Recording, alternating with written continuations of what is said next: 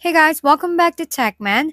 Today, let me show you how to remove photos from Realtor.com.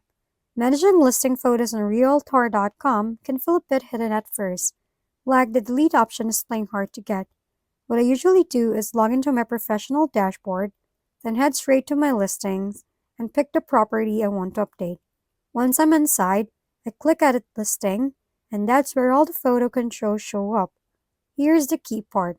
Your listing source needs to be set up to custom, not MLS. Otherwise, you won't be able to remove anything manually.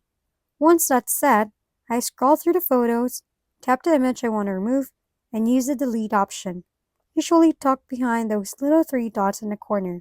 One click and it's gone. If I ever change my mind, I can just upload the image again from my files. Quick tip, always double check your listing source first because if it's MLS, you'll be clicking around wondering why nothing's working.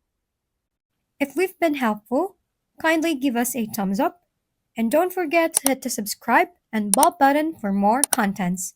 For any questions and suggestions, comment down below.